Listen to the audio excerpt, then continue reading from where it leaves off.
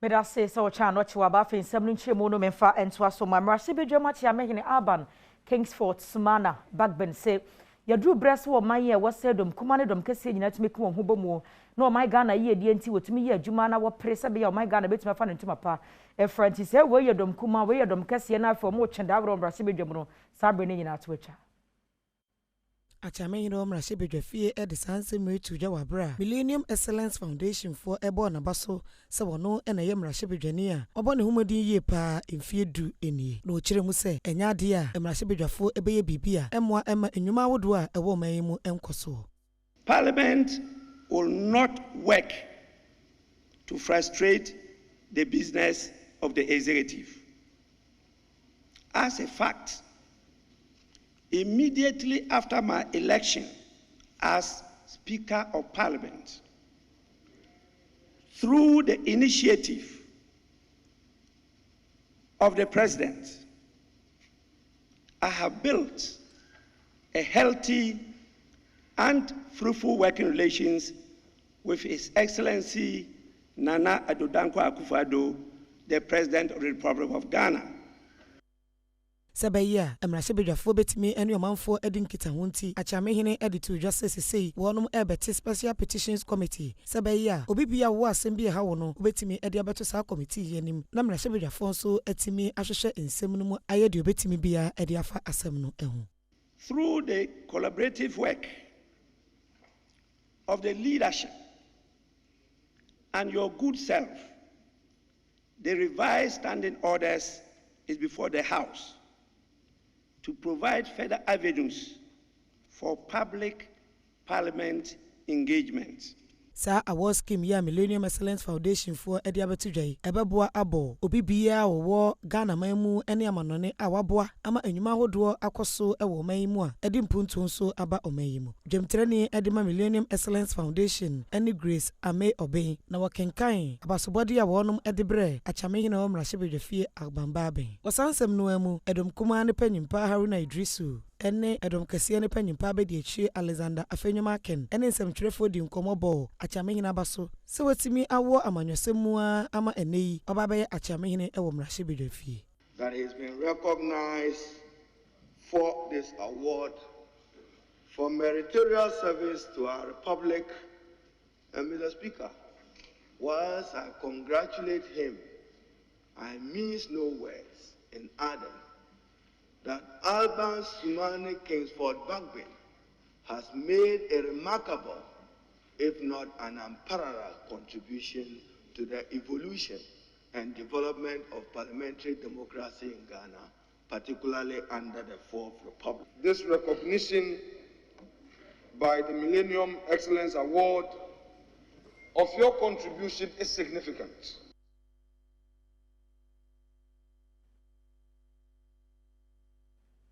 Yeguswa ejina eyamrashibe dwem hono na edom kuma wono ho se wafi wani fi ya wono mo hwe Ghana se economy ne eko enka ne so afa be de tire ya no hwe my Ghana sika sam so kaso atofo sense obetimi aka susu people se o my Ghana se economy ne nshera nko yenti be yanka Ghana ban won hwe ne mampanyini ne animu no wontoto mfixi o man no sabe ya anyensem okra. NDC amanyoku ni mumpanyimfo bi akoye nhyiamu akasa afa enhyehyeye a efa adwadie ho nsam ho ene ehon nkomo a ebetimi ede empuntu aba na eye kane so afo abedi akira na wohwe sikasam ho nsam so atofo sen ene mpanyimfo ekasa ene ode to wonanim se sisi adase wohwe Ghana adwadie ene ni sikasam a ekofom pa ena Ghana aban a wotisui wone ne aban a watimi abobobosia bebre ne senti won hwe no mfo no entutu ye esanse sesi adade said de eniema ekono anhwempo a na akwakwa jensam. I expect that capital expenditure going forward is going to reduce. I also expect that government will not be in a position to increase public sector wages even to the minimum level of inflation, just like we've seen in the year 2021, where government, whilst inflation is almost at 9%, we only awarded about 4% being wage increases. We expect government in the coming days to spend more on interest servicing. I also expect a reduction from Ghana's international reserves. Wakasa wiye ena Haruna Idusa ono ne di dom kuma no anim ewo mrahwebedwafie ede ne de eso so se wo hwe COVID-19 ho nsensem na wo hwe sika aban asai no ewo ho a ekame ayese enhyehyeye bi ankoye ne senti omo de wo hwehwa ne se Ghana aban ne mpanyimfo ebeba be yi ensem bi ano ama wonte ase aye adwuma ama. Two observations: that the minority is demanding a comprehensive audit of all COVID-related expenditure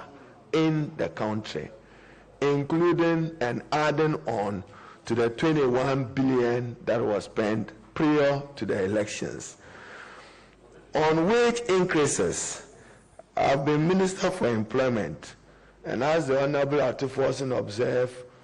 4% wage increase when inflation is at 8%. Consistent, the policy is to increase wages. Public sector workers deserve better.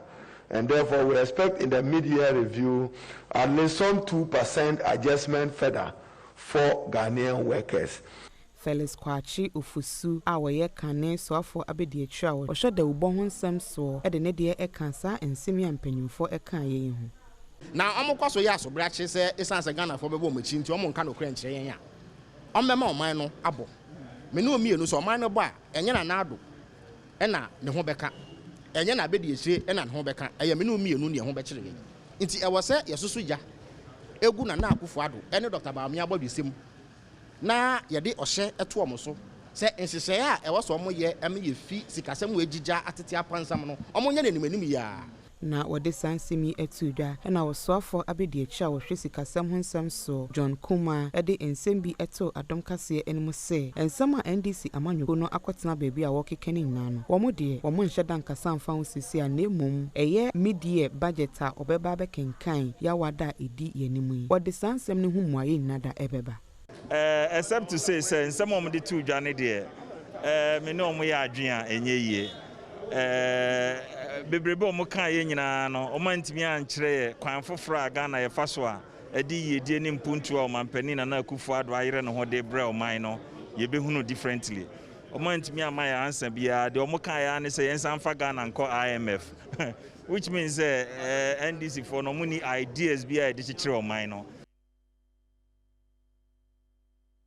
Yemfree Marshibejamo and Emerson Kwa Sante Mante Mahin Krukumasi Ho and a Moshi Zongo, a war now, whosome free wobber, and a sage of Rumbrambia man, woman so man, Quadam, you knew dear. Menoka say, Jatu, if you want woman, I'm so at one and anum ewan Sierra, Yamani Boni, Nana, Ewuku, then Chambo, Yanino Edim, Como, Ewa, ye Zoom, so now, and some Munchi Mono, what they assume Yawuku, Mahe. Papa Joseph.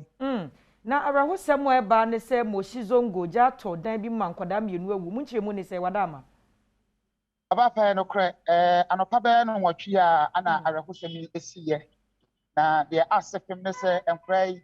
yo ye panyin wo mu no anya emfie mienu ye fe no Atahel Alahadan wono anya 2 years ana Salamatu Alahadan ono nso anya bosome enwotwe 8 months. Womo papa editu just say your friend Hafiz Alahadan was say anopa mo sori ye no na enkra no edaden mu nto no podi o wa bonten say bi owo twitwi ne se enenti womo soma womo ba panyin se won konko hwe say enkra no asori a okodu o no hu say eja atodan nim emre mo koye na se dia no kra na atodan nim ama ahye no fe ma wo ahu etina say ayakese pa ko wi ase na enkra bi no ayekoma se mi o ma hwedwere ba atese papa no se emre odu wona eyesa no wodi bojahye gbowura dan num se nkokwa kwatam ne ba ne baafo denso okoye no nukreni na ayeden ba ku no timi eso ni mu no kra no na wawu eye bema no ba ketwa ne de enya de otimi eso ni mu kra na oso ni mu odi ni epie so no enam enwusie ni ade na edoso ni ntimi no wonhu panpo no wapie etire di so no ankasa nso esan dwane te ne kra nkwa enti oja ato ho esan epie ya nukreni na asefam ye pa editimi no kasa de enkra mienu no ahyekere be na efie kire a areho so kakra ene se amafo won potam ho Moshi Zongo de tuga se nukreni enema bi koso won potam ho mo twe ho mo ntia se omsa bibia eja beton potam ho no mo fra sa no mo eka wo mo aleje so mo fra fire service for eya omo ma omo tibi ka kire omo se omo susu se bi omo di omo ntro omo da da omo nti omo ba no na ade no aya kese nti ene nkafa service for ba ese nkoba be omo adwuma omo anka so omo num to se omo ba ya na nkra na wu awie afen so kra no omo san adu gya nti no omo pam omo so omo enko we nsem bi omo de tu gya no kra na asefem afei omo san esusu se eye ECG for mita omo ebubo nansen won potam no ana kofa eja hyehye no ede ba ye ebi mu kra mpo eklem se ye bebo obi wo mu fie no eja to mu enti eye no krotrodo se eye eno ana kofa eja no eba ye ne so mi anka samani ko twayo sam hwene santam mi hwe mita no ho na nya de a eja bia to mu ne so amanfo na ho ne se eno ana kofa eja yi eba ye a eno ka se de ohema enkra mienu no omo sedwere be a ya sesa omo amu no agu polythene bag tuntumu e de atoka mu e de ko mochi ewuku ye nhwe twamfoni kakra kire ye dan na eja to mu no etesen ye ya brosan ka obi de enso anas wo mo dan no one room ni pe de asefem pa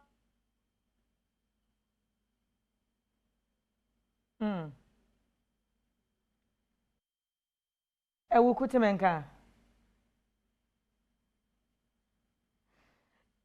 Ebusia ya mani boni ewuku denchembo asante mantamo inshira FM no butu ya wodi ne dwuma mo sizongo na wowo sade efie no etie enie okay ewuku wotemenka betonka pa nti sawo tokro bi na gaden no ho na ekoba de mu odin no eho ana amanfo no ebu den no nti eden no na wo tokro na da ho na eho no bubu ya omura ye senka obafo so ayimpra nanso ankwankwesi ade ko bi asempra no na wuku ya sa dan ne nko a na gya ne to mu na etimi tre ko foforo mu ayema eno nko a na gya ne to mu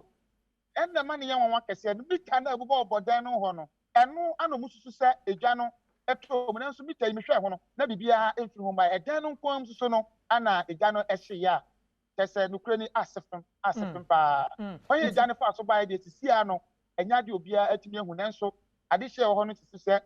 mita na ECG fo abebo no ena kofa saa atwerentimi edi aba na chese hu behia se ubekọ ECG na saa nkomo yi woni mpanimfo akodi ni ahwe no kore ya ewo mu sa mpasa no a na yetu hu anamo afiri honom abusia ye nua be ma ewuku denchembo asante mantemu odobutu odi ni juma mo shizongo ena wo hwei abrehosem aba ne se eja to dan mu ma nkwada mienu baako wo mfi mienu baako ensoso ewo eye abosome nwoche omonna ene wagani ba wo ho so no munyina ahye dwerebe enti yamane bofo di nsem no echi yemfi ho no mo na yen konsem foforo emu a no my Ghana ye photo samfo kenoforiata ede nsem atudwa ya wo kyerese fira fimpinu ni dunsia ne mu 2016 no bepem sabre enwumako ye sa abanya se anasa aban nwuma mako aduanan so afia no hia enkrata asem edi adanse sika modi edu dwuma de monya nyina no ewo so mo de eba so ye hwe sika sem so no se wo mo fa my 2019 mumpo ene mu du 9 etumi ya adom ede wo mo nkrata asem bai Twafo show man sika sem so ken oforiata eho kasaye ewo state owned enterprises jumadie bi aseno ena woda na die se afimpinu ene dunsia mu no state owned enterprises aduanan enson ena wonom amfa annual financial statements ama ya wo kire mu a saa no ye no enya de eboa ema amemu papa ekoso. Total of 47 entities have not submitted any financial statement to the Ministry of Finance since 2016. A flagrant contravention of the Public Financial Management Act 921. Indeed, in 2019, only 14 out of 129 SOEs responded to the requirements of this section. These statistics highlight the need for a renewed performance contract between the state and its enterprises. Jumadie na se no omampani adodan kwakufu ado ekọ ho no mu bia woda na die se aban ade nhyehyeye bebregu akwan mu ebeboa ama state owned enterprises no won jumadie a obedie no emfasodie bi ebeba so. Government has initiated various policy reforms and interventions to achieve the key objectives of fostering coherence in the supervision and oversight of SOEs, addressing key constraints hampering their performance. These policy reform and enhancement measures, as set out in the 2017 State Ownership Report, have been grouped into the following thematic areas. 1. Streamlining government oversight of the SOE sector. 2. Piloting corporate governance improvements. 3. Government on-lending policy. 4. Credit risk assessment for SOEs. And 5. Rationalizing compensation and salary disparities. And what she and Steven Asamoah Boateng, Executive Director with that singer ano editor join us Amani Boni Elton Bobi enimu say Chief Executive Officers are one emo homodeno or the Wundimbe Amwa Pamu wonum efibia we adwuma no. It's not easy because of COVID and then the social distancing, but I've asked them to get the Auditor General to give them schedules. So by the close of this year, they should have submitted them. Otherwise, they'll face penalties. So for those who have signed on to the target, what happens if they are unable to meet them? It affects their bonuses, it affects their salaries, and it affects their performance in terms of how, especially the management are promoted. For the CEOs, if they don't perform, then the recommendation is to go to the president to relieve them of their position. Yemfri hono mani yanko COVID ensensem emu akatama so amadwako NDC wono mutitina ni Samuel Ofosu ampo for bra sami foto ede na no ato COVID-19 asa man hom ne so wo mayi emu no ebi na o chemu se Ghana ban edi o mani hwamo sanse bambo pa ne waso de mo ban no wantumi anya ne se no so kwa da nchen ya nura na waso peska na oto de mpane de be wo Ghana fo no wanya ka ho bi na ma yare ni mu asa ye den to vaccines kura nso na fa bebo anya wo se vaccine no wo kwa procurement no a wo sensan nkrata no na why confused na uti ensiso nti why confused obi a why chairman of public accounts committee na wo nim the procurement process cycle obi a why deputy finance minister pen obi a member of parliament na ye de tumi a hye wonsa tumi na de a hye wonsa no so no enya wo ko sa covid asem bae no aban nan kasa appoint special advisor to the president Dr. Nsiasare and a plethora of directors and other personnel into a new minister and they say transit na for tinkwa na confuse. So it is a failure on the part of the whole government machinery for their inability to salvage this situation and assure Ghanaians say anye ye kura no yentimi nya hwe mamo if you can put food on your table kura na ye be bom ho ban se na ye be yare nya de enku na yentimi amfa vaccine baako amma na sa ban na timi nya sika etimi ko high aeroplane it you 15,000 pounds an hour so me two coin masa akwa abakeke na ne yati ho no we've not been able to. You see, it is unpardonable, it is unacceptable for anybody to think say we had lockdown in March 2020.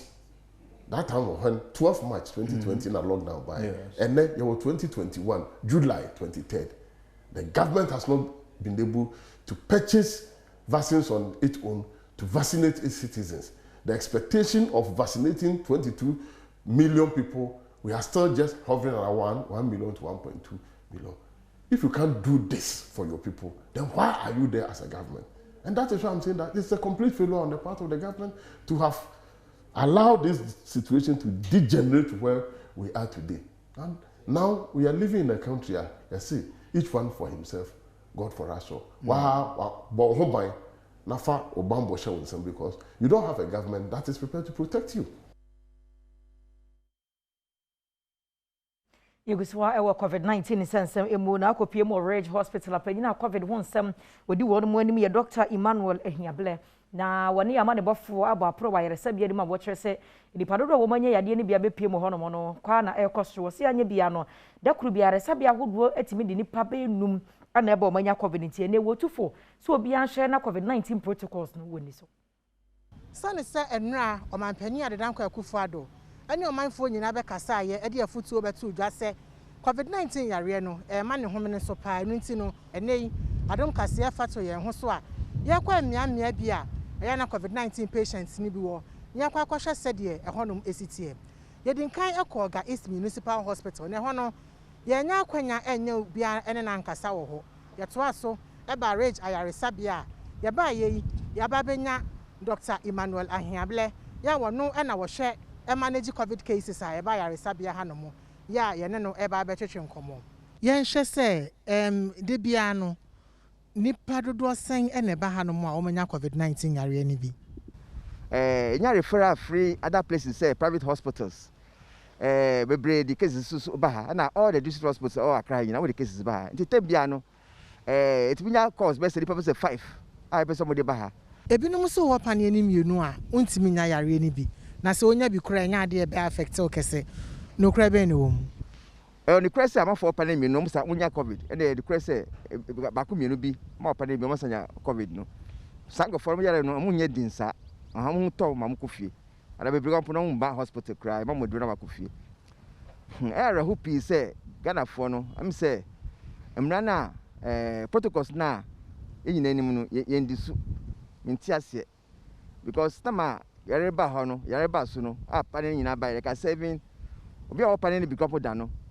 onko so na on share mass no say wo crowded place to say eyase ana sorry ana say wedding bi ba ni fa dosun bia stadium nyina o say ye share mass no unfortunately e jai nti ya to so aba baby a onom a wanya covid-19 yare ni bi ewo no wonom eda Doctor Betchen ni padodo a wonom ewa ha sei omo yare ni emu oden ene wo ma omo hoto omo eba doctor omo wa ha no omo dodo ni yesei se say 16 patients dunsia yare for we dunsia na muda ICU ha era ba ko so twen nti ya kwa 17 okay na omo cases na te sei se say onipa 7 na omo da oxygen so na mama ka no omo da ha che nti omo hoto omo recover nti when you also use say nti e bia ene na ochina beyi bia kofie social ambulance ya esi machi ha yi a obi a wonya covid-19 yare ni bi na afi kura na wode na ba wode no ebe hwe se obi nya ba bi ede na to ana yekoso aye bo manfo nyina enka ye se covid-19 yare no ewo ho ene nti hyehyɛ ya o manpanyin ene ne mpanyinfo ede egu akwan mu no bia momodin woni so se ne be ya ye nyina ebe ka bomu ne atu yare na se ede afiri o mai mu krakra midday de abena abrefi ajiman Eguswa wa covid nsemu na emu yemfiri krampomponi mantam ne enko asante mantam no emu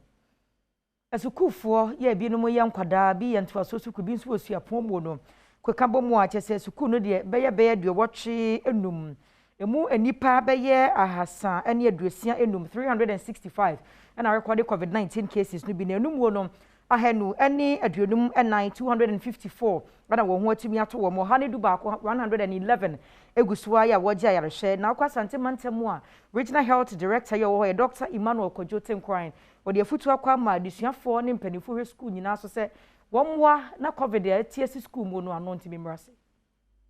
efiri se covid-19 eyi ni ti e wa fie twam no enipa wonya yade bi wa sante mantemu ha eye mpim dunson aha nwotwe aduokron enwotwe a emu ahanu aduokron so na ahwe wo mu nkwa sanso na mpomuden adwumafo a wonya covid-19 yade bi no eye apim ahanum aduokron enum a emu aha nwotwe aduosia enan eye nurse na afi wo ha aduonum ba kon so eye adokotafo emprempre amekasei enipa apim wo ha aduasanum na yade ewo mojamu a womwa santimantemu a adokotafo ehwe wo mo a empanimfo da empomodian no ade atu yase covid-19 ne fa etoso miensa e kan se third wave no afei na mantam ewura mu de abeka wo akire kra na ye delta variant a yade no ne fa bi a apie data na ye wo Shanti region no etre se ye de ye do third wave na mu kra no variant ye friend no delta variant ebinum friend Indian variant ye hu se enu bi ewo Ashanti ha na de was variant wi hu ne se wunya ubetimi dia sane obi ntam enti ema eho asem kan no eye ohaw kakra enti ye hwebe se na otwemienu na otwemiensan a ye hu se a number of active cases na ekosro so far Ashanti region ha asate na me no kasai ye active cases ne ye 1135 epomu na ye active cases just about 20 a week. It says here from 20 no, who say ya jump akosro abedu 1135. Kwanchefo pani a woda empomodian no e wa Asante Mantemu, Dr. Emmanuel Kojote Nkwine e dia tujbedie bia, oye ye eto nsafrens ntwofo na wode kyerɛkyerɛ covid-19 yade no sɛdeɛ ne mpempenswo akoduro Asante Mantemu ha no ese. De e ka no akire kra ne se, ene COVID-19 yadeɛ no ayi ne ti wɔ sukuu ahodoɔ mu a wote si mmɔnten so a ɔmanfoɔ mfa bɔgɛ nyɛ so na kampɛ sɛ hyehyɛ so nkwa mpanimfoɔ de aba sɛ wɔn ni so COVID-19 yadeɛ ho no nka wɔn bɛdi so. Ashanti region yɛwɔ 85 schools yare ni bi asi hɔ sɛ ɛdɔɔso na deɛ na ɛyɛ wɔ school ho ne sɛ school deɛ anka teacherfoɔ ɛne nkwaraa na ɛwɔ hɔ enti sɛ akwaraa no nhyɛ mask na wo teacher no wotumi ka kyerɛ no enti sɛ teacher ni hyɛ ne deɛ na akwaraa no hyɛ ne deɛ a anka ɔhaw bi ɛma na yɛhu sɛ schools no bebree wo kɔ nkwaraa no ayi face mask no nanso na teacherfoɔ no nso hwɛ ɔmo ebi wɔ hɔ a teacher ni na ɔkyerɛ deɛ ɔno ɔnhyɛ face mask no bi ɛsɛ sɛ wɔnhyɛ bi nti akwaraa no nim sɛ ɔno nso ɔnhyɛ bi anyɛ hwee. Sanso ɛna mpanimfoɔ a wɔhwɛ mpɔmudensɛm so ɔde ato dwa sɛ wɔhwɛ anim sɛ apolisifoɔ ne bambɔ adwumafoɔ ɛbɛhwɛ na afei ayɛ mmara ketee sɛ nhyehyɛeɛ so nkwa mpanimfoɔ de aba sɛ wɔbɔ wɔn ho ban wɔ ho titiriw deɛ fa ayiyɔ ho no obiara bɛdi so pɛpɛɛpɛ. Ayie yɛ yamammerɛ ɛna ɛka yɛ ne yɛ no ho nanso wobɛtumi ayɛ yie wɔ berɛ a wode mmara no bɛyɛ adwuma nti president can say ayie no yɛnyɛ no 2 hours 2 hours no yɛnhwɛ sɛ obi a ɔkɔ ayiase biara wohyɛ wɔ face mask wodu hɔ a wobɛhohoro wo nsa na nkonnwa no nso yɛatete ntam na yɛn nyinaa yɛnka mmɔ mu nanso deɛ yɛhu yɛ ne sɛ mmara yi no ahyehyɛdeɛ a aban no ayɛ ankɛsɛ sɛ yɛde bɔ yɛn ho ban na yɛma yareɛ no kɔ fam no yɛato no nyinaa gu woba asanteman mu ha ne yɛyɛ yie a wobɛhu sɛ ebia mpanimfoɔ kakraa bi a yɛni sɛ ɔm naso no ɔmo hyɛ face mask ɔmo gu akyire no obiara nhyɛ bi nti deɛ yɛsrɛ ne sɛ yɛn nyinaa nhyehyɛ na yɛde ato hɔ no yɛde bɛyɛ adwuma. Yɛmfiri COVID nsɛm ne yɛnkɔ ahonidie mu nsɛm emu nkɔ pumpuni mantam mu soafo Henry Kwate ɛsɛ ɔpanyin a wɔno no ɔyɛ environmental officer ɛwɔ yɛ Ayawaso Central ɛyɛ Mansinu Assembly no mu no animonimu yɛ mpanimfoɔ nhwɛ no wɔn pam no ne bɔne nyinaa ne sɛ ɔpanyin Emmanuel Soni Ahohileve ɔpanyin kyɛ sɛ wakɔtena fie bɛɛ na wɔtwe mienu a wɔma adwuma bom so wansere kwan firi mpanimfoɔ hɔ na Henry Kwate wɔbɔ aporɔhwɛ sɛdeɛ gata sahodoɔ mu ayɛ ɛna wɔto nsa afrɔ panyin so ɔmɛyia no deɛ nti ahonidie ho nsɛm ɛnkɔ yie wɔ Ayawaso Central mpɔtam hɔ sɛ ne hɔnom no na ɔmanfoɔ bi bɔ na maneɛ sɛ sɛ ɔpanyin na wɔtwe mienu ni wɔnsi adwuma na Henry Kwate sɛ ɔnsosɔ so ɛbɛyɛ panyin mpanimfoɔ hwɛ na wɔnyina di na wɔnkɔtena fie. Enkramante Muswafo Henry Kwate echirimu a Municipal Environmental Health Officer awo Ayawaso Central Mansini mu Emmanuel Soni Aloleve na watwemi enu nie enyade a waba adwuma ebra wokoye di conjection exercise ewo Mansini mu eno hu se bonkan wodo a ewo kuro ni mu nyina no efin ena adokoro no ebra wo busa Environmental Health Officer yase ena ote se wa ma adwuma ne senti okire se senti a wa ma adwuma ne enyade a wobaje ede atum. If the contractor is not working well, please change him. And I want to say this for the media. The MEHO has not reported to work for 4 weeks. Do you have any excuse duty for that? In fact, he sought permission from me. For 4 weeks. No, not for 4 weeks. It's just 2 weeks, please. But he's gone beyond it. So please bring a report. He cannot absent himself for 2 weeks without any reason. I want to know why. He's not been well. But they've got a doctor's report? Yes, so is he telling you he's not well? There's no medical form officially to indicate that he's not well. This is government business. I beg you, if he's not feeling well, you should go and bring someone else to work. Charity begins at home.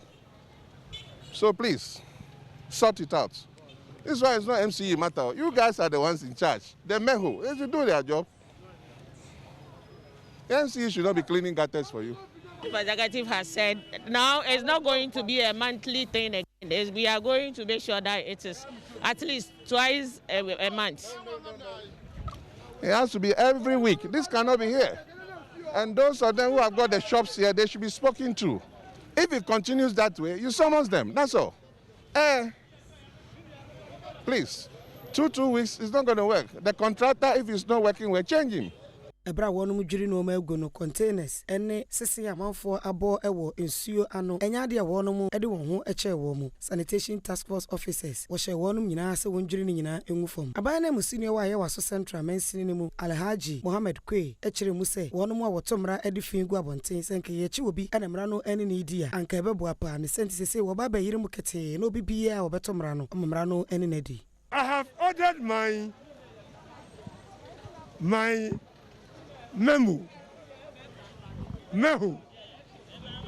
environmental officers, to be attending here frequently and then summoning them to the court. We have done several times and we have done more at the court. So the prosecution is now to be intensified vigorously. Yemfri hono ene yon consent fufro emu kwancherefo wada Alliance for Christian Advocacy Africa Dr. Oponi Asante eden se motudwa woche se gamba fo nyina enkeka wo hu emom na Dr. Oponi Frimpon eden se mi tudwa wabra mama vi obusu aboagye na am show so no woche se LGBTQI+ so oba no oba de be ma ne be me da ne ade no ye nyina enka ye hu mom ne ntumi ntu ase san se o my Ghana mamra ene yankase yesu se Ghana fo no etia. If armed robbers have rights, that if you arrest a thief, armed robber, you don't just start stoning them, they have rights. But the right must be packaged properly so that you know what you can do, what you cannot do. So it seems to me that is the journey we have started. And we must know this is not a Ghanaian issue. Now elsewhere in some European countries, some European Union countries are also enacting laws to protect children that don't do LGBT conversation in academic institutions, in schools, because we want to protect our children. So this is happening in some European Union countries. Even in the US, some states are also working on laws for transgender women, men who have become women who want to do athletic sports with women. Now we are having Olympic Games, and now you have transgender men who want to compete with women. And these are all human rights issues. So we need a broader perspective on the subject. So the mere fact that somebody walks to me and say that this is my human right. Now, when I travel and I want washroom, I also want washroom that suggests to me I'm entering into a male or female washroom. Now, Yemfri hono mane yon consent fufro emu a gym instructor when you finish aduasa na ye nipa bonfo bi kodi na wu Tantra Hill no oba wone ne tia sa bre na wudie ne course no oba no wode em hobi no Adom Kasee tima hwehwe no hu ne no atwetwe nkomo na edi epese ye frɛ no no ekua ene ye kasa ene wo kyese wone abema no ene tie de anadwuri mpo ne na wodem na sa mi mfo mi ensen ne be presoa ba obema no tuo no manfo bi keka so no aware wasi be mfie nwɔtwe ni kura no no wagya aware enti wonyo ba awarefo a yentie se do de nsɛm tu dwa ne I just saw somebody at the window, peeping inside the window. At that time, what I was thinking is like, since there are boys in there, maybe somebody was just trying to, being a bad boy to see what is going on in the room, So I said, won't you go and check? He didn't answer me. Yeah, he said, I think that is just a cat because there is some cat here who has been moved. And so I saw a human being. So I took my cane and said I was going. He said, please. And he said, where are you going? Go back. And I went to I was standing there at by the bed. And I saw him grabbing a kitchen knife. He put everything down, grab a kitchen knife. And so I went on the bed because for me, for my mind, as I said, it's just somebody trying to. And the timing too, it never crossed my mind that an armed robber can be around at that time because it was around 12:31 thereabout. So I heard, the next thing I heard is a key crack. Then at the same time, who is that in Chi? I heard that noise. Then it's like somebody he opened the door. Then somebody at the same time tried to push, and then he pushed back. Then at the same time I heard the gunshot. Then he screaming, they shot me. He said, hey, they shot me. Then as he's talking like that with his hand on his chest, they pushed him in with the gun on him. So as I also heard, I also ran through, coming towards towards him. As I heard his ring, and they came and meet me with the gun, one on me and one on him, and another person. They pushed me back on the bed. While he was sitting, they had the gun on him with the other hand sitting on the bed. So they said, where are the phone? Where are the phone? And I gave them my phone. They said, where is the second one? I had to look for it in the bed because Little put his own on the bed. The bed sheet has gone on it. So I had to look for it and give it to them. Where is the money? We were not having any money in the house. It's just some money little left on the TV table. That one, I think they have seen it and taken it before. It's like some 100 Ghana with some coins there. So I quickly, since I was scared, quickly I said, please come and check. So I was just throwing everything out of the wardrobe for them to be sure that there's nothing, threw everything out. Then they were convinced that there's no money, so they left him there and walk out. Then I grabbed this bed sheet and try to press on the wood for him not to bleed. I was lost. I didn't know. I was screaming for help. Then I don't also want to leave the bedsheet and go and be banging on the door.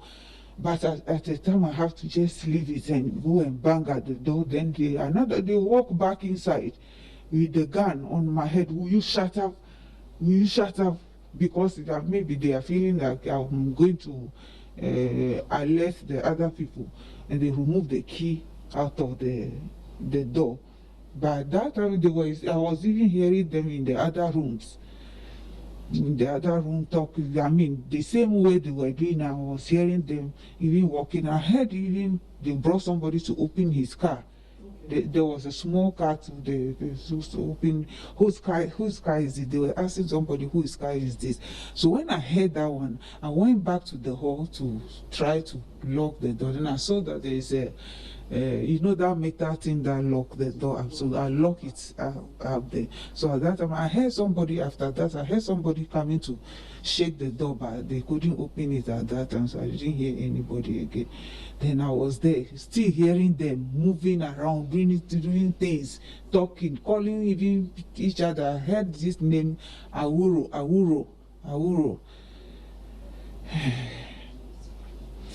Then at the time I was still pressing the thing on him, but since they are there, I don't know, I didn't know, I can't open the door to, don't know. So I was with him, and then at the time, that was like about 15 minutes past, get to 20 minutes, he's suffering. Then I saw that the blood was leaking through his back on the floor. And I noticed it wasn't small. I got panic. And I started screaming again, screaming. Then after like about 30 minutes, then he just got up like, stand up flat once. Then the blood just flew like, when they take water hole, the blood just came out.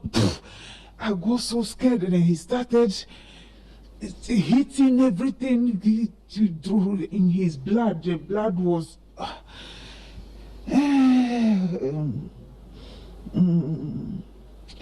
At that time, I got so scared. I ran back to the hall and was knocking at the door, knocking.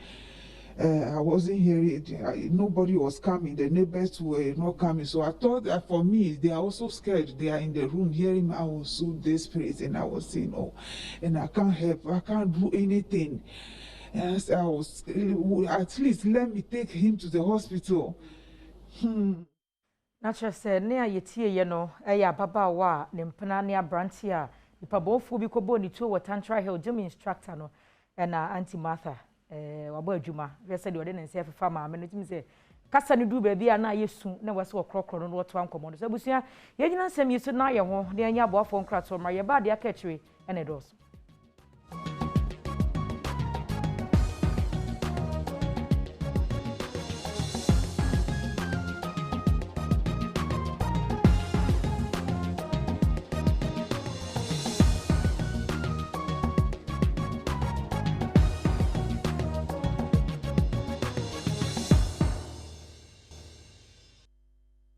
Mwakwaba eda se so cha no chi waba fe de aduru so no eye red aso master gina we multimedia ye campaign a yɛde etu okada riders nyinaa for say red ne so respect the red light say wa prempe e wa Accra Technical University ye traffic light no wase yenkoni nkobusa asanya bia no send okada for no wo mu edi emra no eso say wa wotime nka so ne to aso ma me ho hyehyɛ ye te say wo ho na enerada soma segina no on say Adom Kasee de yakacha mo sesesi ada baby a motor rider bia nam na hono na yakɔ ne sentesi a baby a yegyina Liberia Road na ba Liberia Road hanom na sa wo hye traffic light a etwa me ho ahia wa hanom a pani be hye san say indiscipline a ekɔ wa hanom ne de aginyame indiscipline ne dɔso enti na Adom Kasee say Rada so message na rada so message na ye pese obi a wotwi moto te se bre ya wogina he papa ya wogina he ene ye bo mo ho ban sa wo hwe traffic ya omudi so ya se si omudi aso a omo ho kwan so omo kɔ nanso ye show bra we say ne time nso ye enti na oda so egina ha obeso na ne light aso green na watimi akɔ enti sa wo hwe na odini lane mu pepe pesane ye pese motor rider bi aye mo hwe de onam ekwan mu ekwan yimfinfin de basket edi na hwe omo time nso ye mo time nso na mo kwa ye se red so message na red so message na red so message na ye ka se red so message na eye won kwa ho ban hwe abrante ye a wo bai wo twa mu bokɔ na se ka bi firi hanom na de ne pan a wakɔfa asɛm abrɛ na busuafo enti ye say campaign no si ebeja ya je si ehu say motor riders omo akasa ebo omo nkwa eho ban enti de say ye show traffic light ya omo di mu akoi se si Adom ho kwan so omo kwa ne senti omo beba be free hanom nso abesi akɔ Accra dwom hwade she motor rider ya wogina hanom sey motor rider ne mra nsu yo enso ekwan ya oba be gina mu bra sanyo baby a wuji aba begina mu wa hanum sesi e ahanum ye pavement enso wa ba begina brother baby a wugina yinyo suma hu indiscipline na ekoso wa hananu wa den Ghana ban indiscipline na no wa den indiscipline na no wa den anu wa den apostifo Ghana ahobambo adwuma yekuo yesremo motor riders no mayo madwen se omompa omonkwa nanso omompa omonkwa wo se yankasa na wo se ye hye se ye bebo omonkwa ho ban amomo so wo hye abrante ye obegina hanom na so wo hye ba bi obefa etwam a enye enso yakasa saa ye se reda so message na reda so message na reda so message na se yakasa reda so message na de ye pa kire ne se traffic light ya so wudru hanom a gina we a motor rider with the afidie enenam enti gina shebre ya wodru hanu wagina kama wa mo be omomre enso hwesa wo kɔ mi gina hanu ma meka say bra why ade pa sa wodru ha red na so wagina meka say red aso anu wage so message na red aso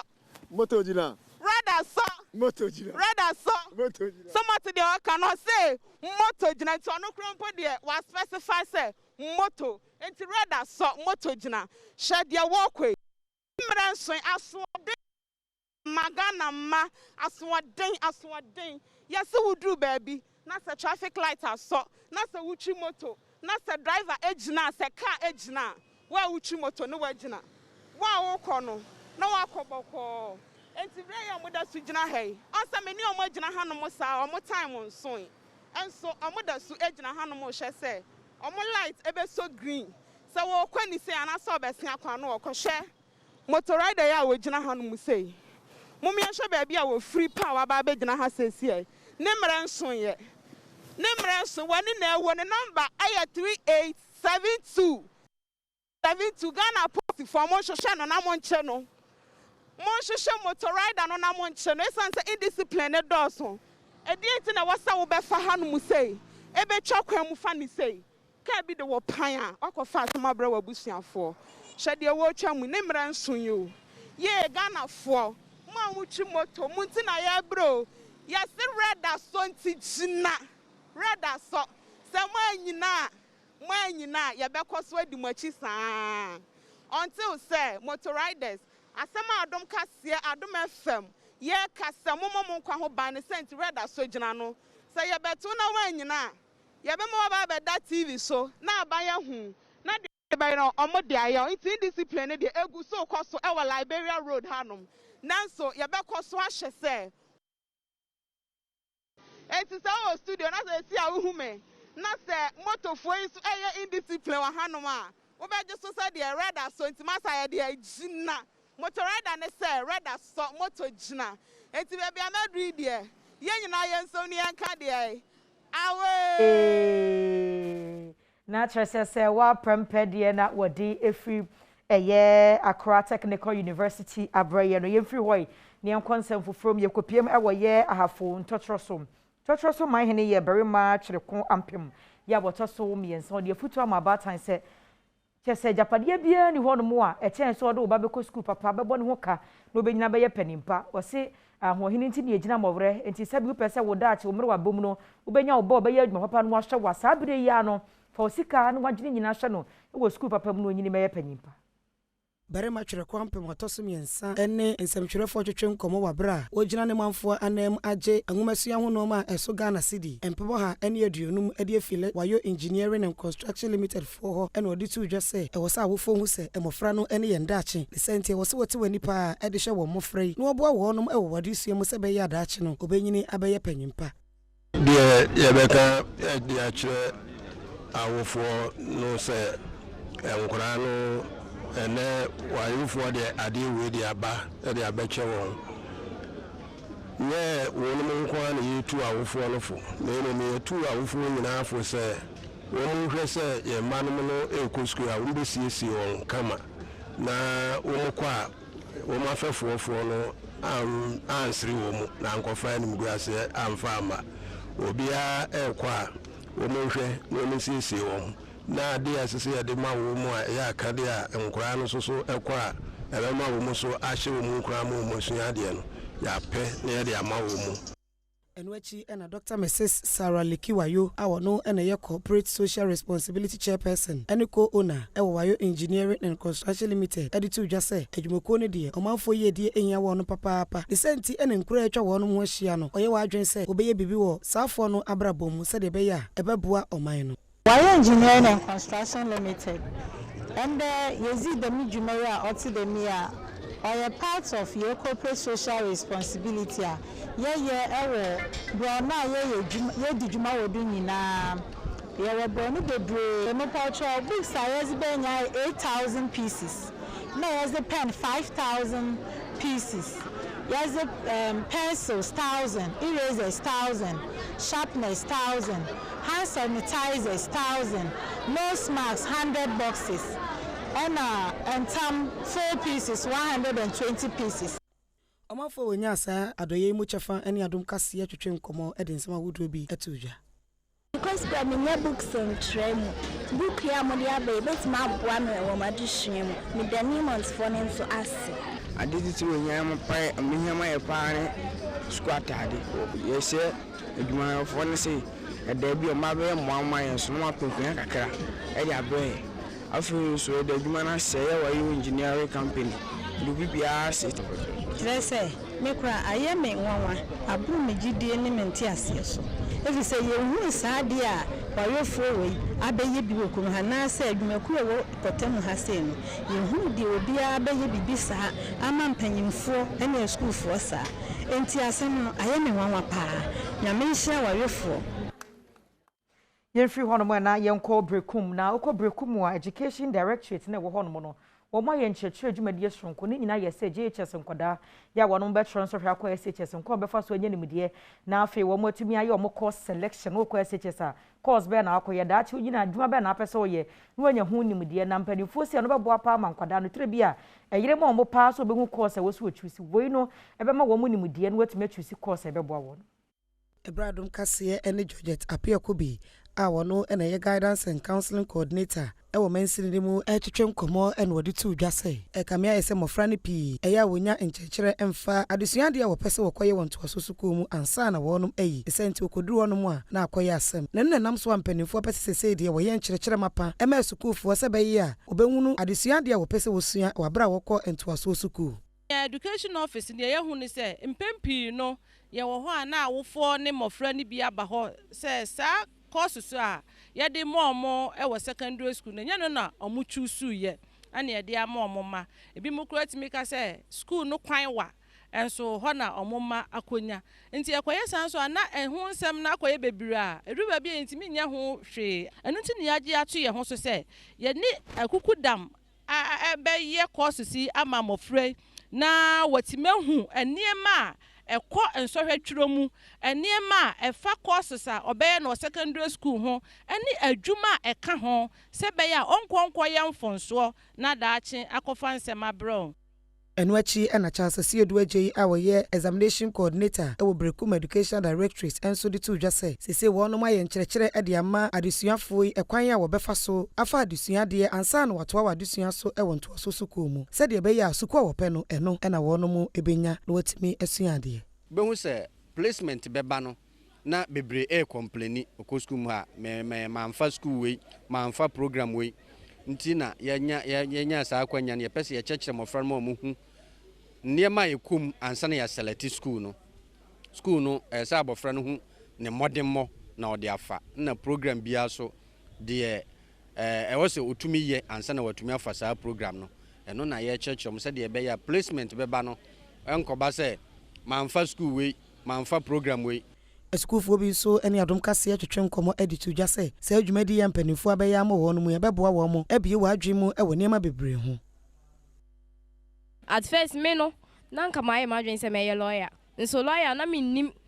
course sport ya me kɔ SHS a me kɔye nso me ba se ne no mo akyerɛkyerɛ me ama mahu course a me kɔ akɔye ne mahu adwuma amenya ɛne university a me kɔ a menya sa adwuma na ayɛ na yɛ wɔ sukuu mu no na yɛ nim kwan a say if a course we are the embassy nanso ene saa kasachire yama ye hu say ye be school no a ye be hu course papa ye be ye ba be school na me se don hu specific course a me o SS by aboa me mama hu say o ye science a obetimi abaye doctor obetimi aye physician